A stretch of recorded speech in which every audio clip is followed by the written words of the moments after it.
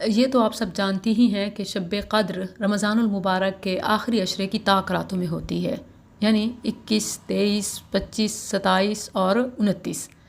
یہ بھی جان لیں کہ جفت راتوں میں بھی ہو سکتی ہے، کیونکہ یہی جفت راتیں مہینے کے 30 دن ہونے کی صورت میں باقی رہ جانے والے ایام کو دیکھیں تو طاق بنتی ہیں۔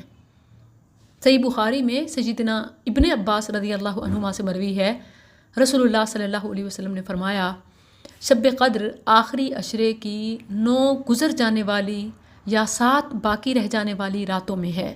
اسی لیے سیدنا عبداللہ بن عباس رضی اللہ عنہما کہا کرتے تھے کہ 24ویں تاریخ کو لیلۃ القدر تلاش کریں، کیونکہ راتیں 2 طرح سے شمار ہوتی ہیں، مہینے کے آغاز سے بھی اور اختتام سے بھی۔ آغاز سے شمار کریں تو طاق اور ہوں گی، اور اختتام سے شمار کریں تو طاق اس کے علاوہ ہوں گی۔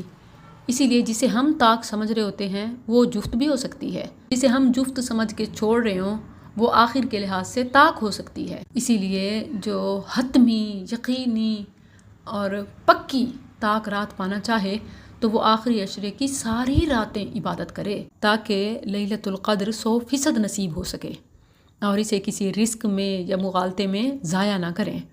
اسی لیے ابو سعید رضی اللہ عنہ، جو صحابہ میں سے گنتی کا علم سب سے زیادہ جاننے والے تھے، جب ان سے پوچھا گیا کہ آپ کو گننے کا طریقہ ہم سے زیادہ معلوم ہے تو آپ لیلۃ القدر کون سی والی سمجھتے ہیں کہ کس طاق رات میں ہو سکتی ہے یا کون سی رات ہو سکتی ہے؟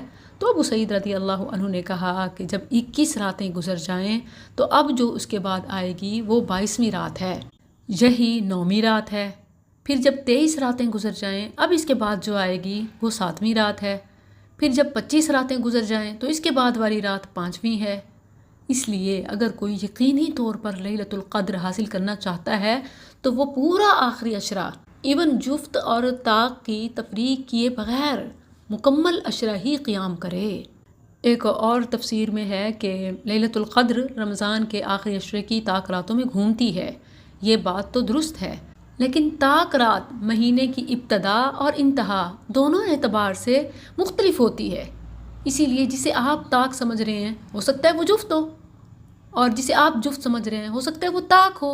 اور اسی طرح بعض رویت، بعض مسئلہ اور بعض مختلف اور پولیٹیکل اور سو مینی ادرس ایشوز کی وجہ سے راتیں ہمارے کیلنڈر میں مختلف ہو رہی ہوتی ہیں، جبکہ ان کی اصل کچھ اور ہو۔ تو اسی لیے جو یقیناً طاق رات کو پانا چاہے تو وہ پورا عشرہ ہی عبادت کرے، کیونکہ مہینے کے اختتام کے اعتبار سے دیکھیں تو 30 دن پورے ہونے کی صورت میں طاق بننے والی راتیں اور ہوں گی، اور مہینہ 29 ہونے کی صورت میں اور ہوں گی۔ اور رسول اللہ صلی اللہ علیہ وسلم نے فرمایا ہے کہ 3 راتیں باقی رہ جائیں، 5 راتیں باقی رہ جائیں اور 7 راتیں باقی رہ جائیں۔ دوسری جگہ فرمایا کہ آخری عشرے کی 3، 5، 7 اور 9ویں رات میں تلاش کرو۔ مالک رحمہ اللہ بھی کہتے ہیں کہ رسول اللہ صلی اللہ علیہ وسلم نے 9ویں رات سے 21ویں رات مراد لی ہے، اور یہ بھی قول ہے کہ یہ بات اس وقت درست ہوگی جب مہینہ 29 کا ہو۔ تو اس سے واضح ہوتا ہے کہ نبی کریم صلی اللہ علیہ وسلم نے مہینے کے 29 یا 30 ہونے کا خیال رکھا، اس لیے یقینی طور پر لیلۃ القدر اس کو نصیب ہوگی جو پورا عشرہ عبادت کرے۔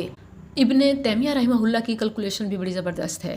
وہ کہتے ہیں کہ شب قدر رمضان کے آخری عشرے میں ہوتی ہے۔ رسول اللہ صلی اللہ علیہ وسلم سے یہی بات صحیح ثابت ہے۔